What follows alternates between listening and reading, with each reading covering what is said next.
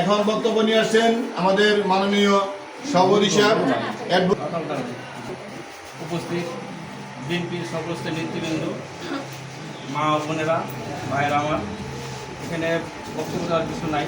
তারপরেও আপনাদের কাছে একটু অনুরোধ করব, আপনারা সকলে সুশৃঙ্খলার সহিত চাউল নেবেন। এবং আজকের যে চাউলের যে অবদান, এটা দল থেকে দেওয়া হয়েছে, এটা সরকার পক্ষ থেকে দল থেকে দেওয়া হয়েছে। আমাদের সদর এমপি মহামাটি মানুষের নেতা, আপনারা যাকে বিপুল ভোটে নির্বাচিত করেছেন এবং যিনি আপনাদেরকে বিভিন্ন অনুমূলক কাজের ক্ষেত্রে প্রতিশ্রুতি দিয়েছেন, সেই কাজগুলি আমরা তার কাছে নিয়ে দিয়েছি। পর্যায়ক্রমে ইনশাল্লাহ সারা নবনির্বাচিত পর্যায়ক্রমে তার প্রতিশ্রুতি আমরা পালন করার চেষ্টা করব। আপনাদেরও সহজে থাকতে হবে। আপনারা তার জন্য দোয়া করবেন, তার পরিবারের জন্য দোয়া করবেন। বিশেষ করে আপনার থানার যে মাননীয় সেক্রেটারি জনাব আবুল কালাম খন্দকার ভাই, তার জন্য দোয়া করবেন।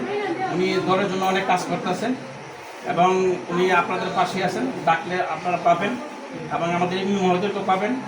এবং তার জন্য যখন আমরা যে কোনো প্রোগ্রামের ক্ষেত্রে আমরা আপনাদের সহযোগিতা চাই, আপনাদের পাই এবং আপনাদের সরকারের পক্ষ থেকে যা যা আসে আমরা সুচারুভাবে সুন্দরভাবে বন্টন করার চেষ্টা করব। সেই ক্ষেত্রে সবাই গুরুত্বপূর্ণ ভূমিকা রাখবেন, আমাদের জন্য দোয়া করবেন। সবাইকে ঈদ শুভেচ্ছা, ভালো থাকেন। আসসালামু আলাইকুম রহমতুল্লাহ।